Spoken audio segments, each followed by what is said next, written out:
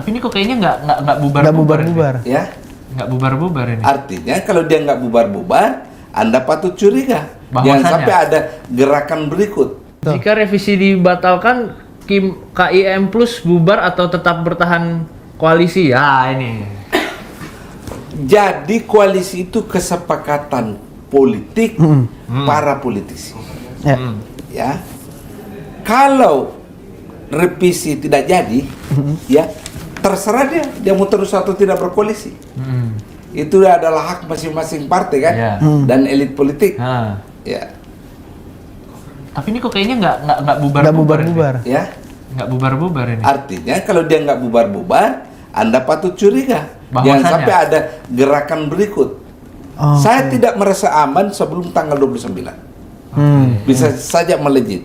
Ya. Karena bisa saja dikatakan kemarin itu tidak jadi direvisi ya untuk hari ini. Untuk kemarin. Siapa tahu lusa besok.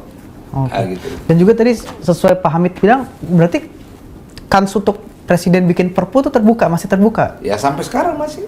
Artinya bisa dia bypass nggak lewat DPR, udah bikin perpu aja bisa. Bisa. Tapi kan nggak ada kekuatan hukumnya kalau secara Kenapa? teori tata negara kan nggak ada Ya kekuatan dong. hukum. Versi saya, Nah kan ada putusan MK lebih tinggi dari Perpu. ya, Oh, iya. versi saya nih ya, itu useless itu. Sebetulnya Karena useless. secara hukum tidak punya dasar. Ya. Tidak punya dasar. Secara teori Enggak. nggak bisa dieksekut Ya, gitu ya. tapi sekali lagi, kan judul tulisan ini kan Syahwat. Syahwat kuasa. Iya. Iya. Kalau orang yang punya kekuasaan menghendaki di negeri kita ini gimana? Iya. Iya. Kadang memang kalau orang udah bernafsu emang otak udah buta tuh. Oh ya. Iya benar. Jadi ilmu-ilmu segala nggak dipakai, Nggak teori-teori. dipakai. Ya. Iya. Oke. Sudah nggak ada lagi alasan. Iya, jadi walaupun sebenarnya secara teori nggak memungkinkan, Dimungkin-mungkinkan. jadi mungkin. Iya. Saya hanya mau katakan, apakah kemarin undang-undang direvisi atau menerbitkan Perpu, penanggung jawabnya adalah presiden. Dua-dua instrumen hukum itu ditandatangan presiden. Ya. Ya sih. Ya, ingat, putusan MK sederajat undang-undang. Yes. Menurut konstitusi presiden harus taat undang-undang dan pasal tentang pemaksulan presiden salah satunya bila melanggar undang-undang. Undang-undang dasar. Undang-undang dasar. Undang-undang bila melanggar Undang-undang. dan peraturan perundang-undangan lainnya. Ya. Kalau ini dia mau paksakan, ingat pasal itu di konstitusi kita. Tentu Anda mengatakan agak susah Pak. Ya toh? Agak susah Pak. Secara politik. Secara politik karena koalisi partai politik di dominan kan, Ya. koalisi pendukung. Ya nggak apa-apa. Biarlah sejarah mencatat bahwa pernah ada presiden mau diimpeach. Pak, tapi kenapa sih kalau Pak Hamid ngeliatnya ini kok bersyahwat banget ya? Ya. Maksudnya presiden-presiden sebelumnya Tidak tidak sesyahwat ini. Iya.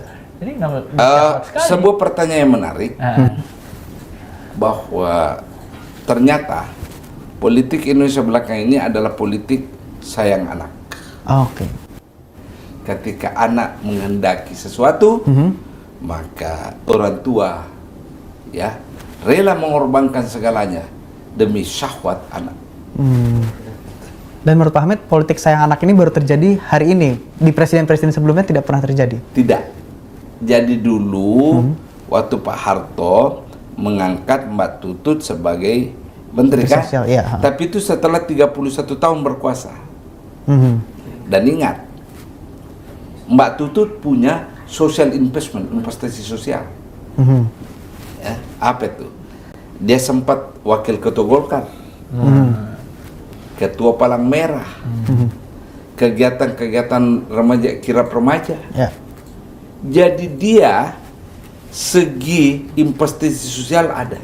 Oke. Sementara anaknya presiden tidak ada investasi sosialnya. Wali kota Solo.